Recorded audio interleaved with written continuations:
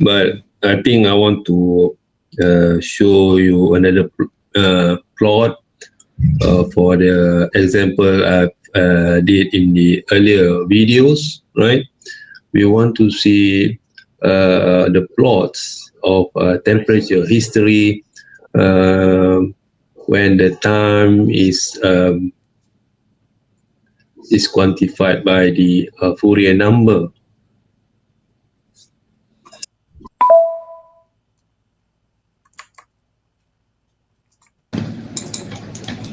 Right. So this plot, the vertical axis is the non-dimensional temperature difference, right?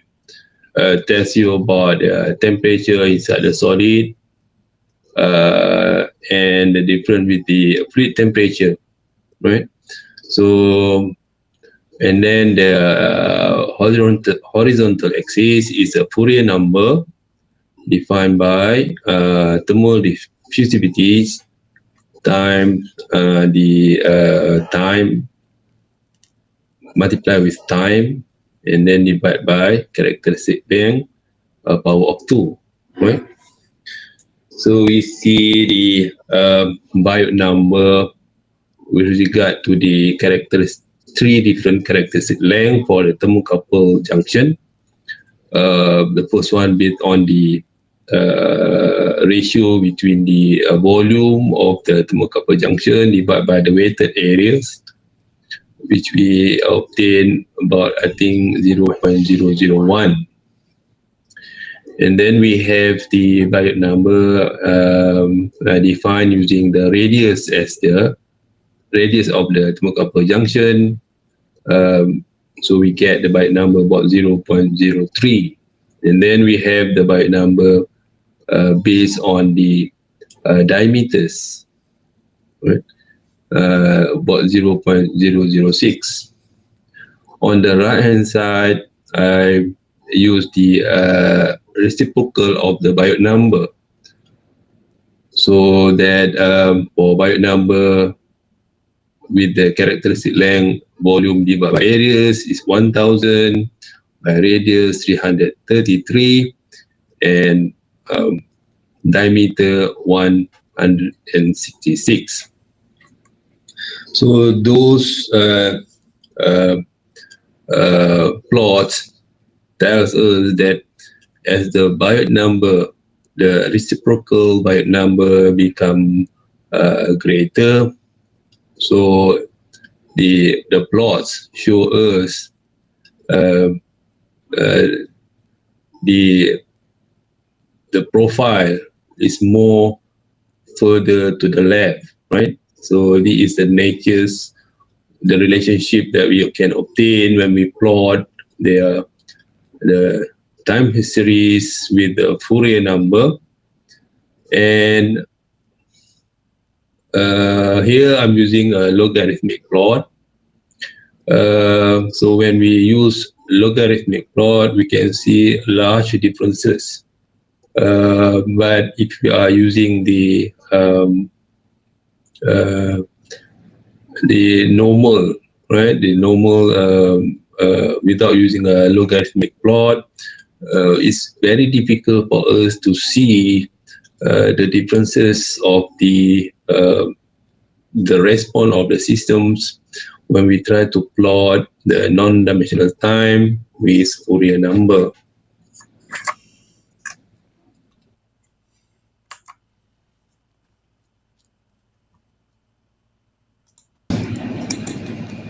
Right, so we have example 4 in the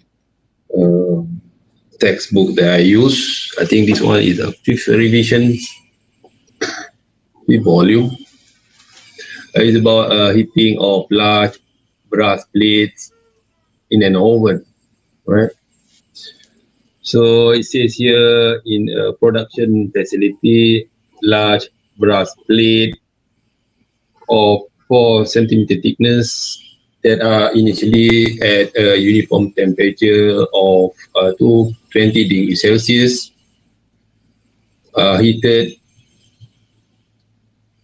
And the heating process is carried out by passing the plate through an oven. Uh, and here the air inside the oven is maintained at 500 degrees Celsius. The plate remain in the oven for a period of 7 minutes.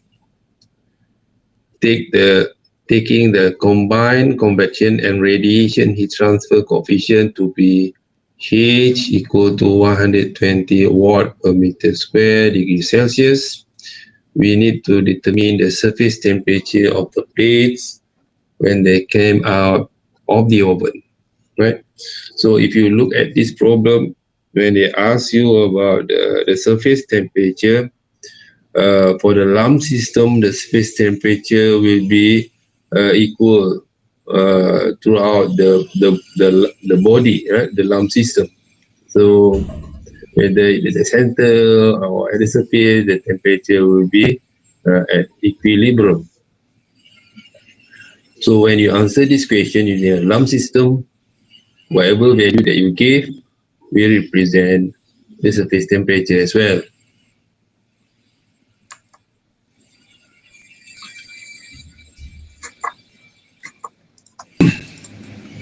Right.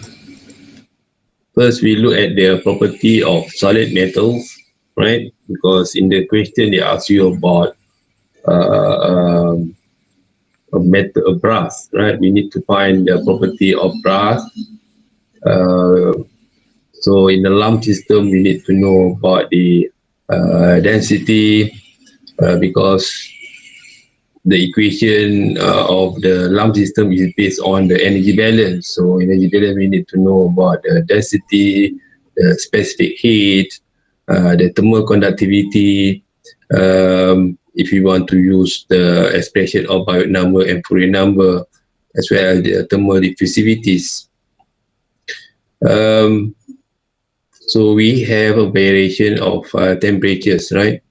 Because the brass enter the oven at room temperature 20 degrees Celsius, and then the value that we get earlier based on 300 Kelvin, which is about how much? About 27 degrees Celsius, and the oven temperature is about 500. So the thermal conductivity is between 137 and 149. So in examination, I don't really mind whatever value that you use. You can use the values at 300 Kelvin. It's not a problem. But if we have experience, then we can certainly recommend that follow the right values or properties. But in the course, you can use the property at 300 Kelvin because we have the information about all other properties, right? So the density we will use at 300 Kelvin, Cp at the same temperature.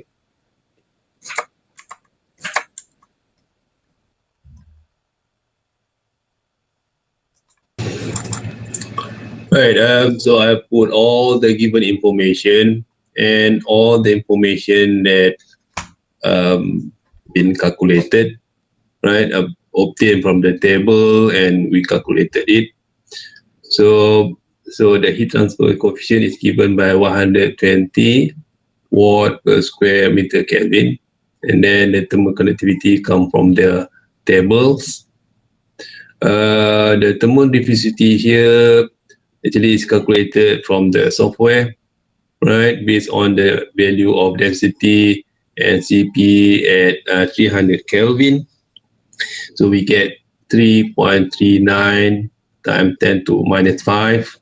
So it's better for you to check the tables and help you to read the tables, right? A3. And then the characteristic length is based on the thickness of the plate. It's already given to you. Then we can calculate the Biot number to know whether our system can be considered a lump system. So based on this value, the characteristic length equal to the thickness of the plate. So we obtain that the byte number is 0.04. So our system here, actually the plate can be considered as a lump system. Now, so the system has the plate has been placed in the oven for 7 minutes. For the time T here converted into second, right? So minute is about 420 seconds. The initial temperature is 20 degrees Celsius. The fluid temperature inside the oven is 500 degrees Celsius. So we obtain the initial temperature difference is minus 480 degrees Celsius.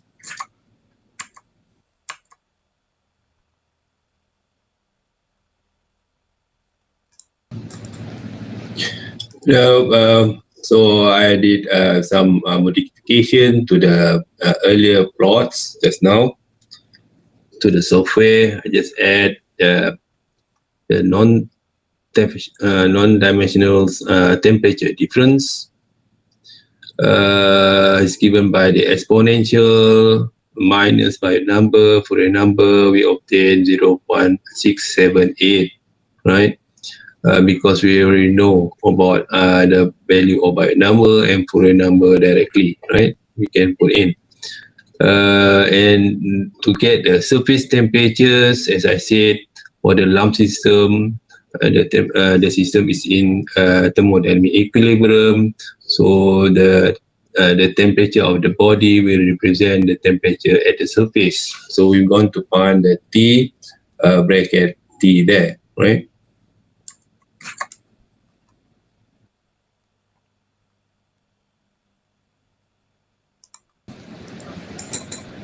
Right, so we just look at this equation.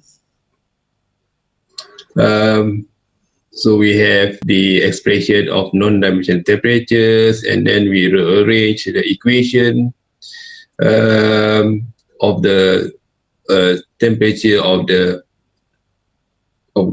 lump system, right? And then we plug in all the information, the values. The fluid temperature is 500 degrees Celsius. And then we have initial temperature difference, and then we have this exponential of negative byte number and Fourier number. Then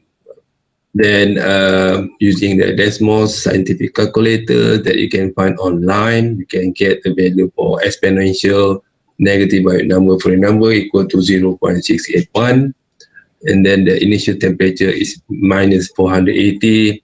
And we have the body temperature is 172.8 degrees Celsius.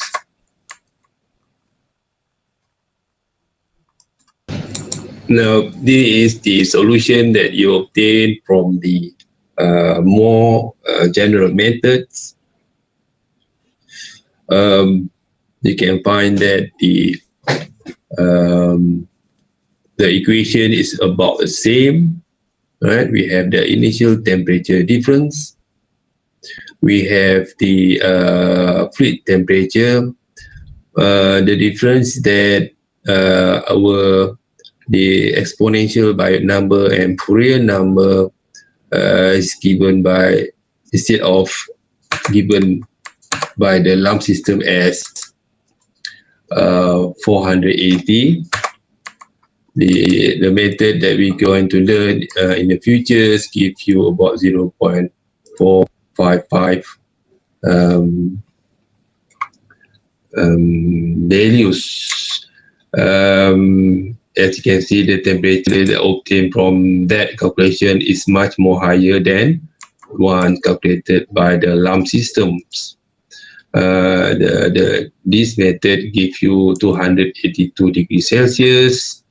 The lump system giving you about 100 degrees Celsius lower than what we expected. So the lump system for this case tells us that the temperature is heated slowly compared to the what is expected from the method that is much more accurate.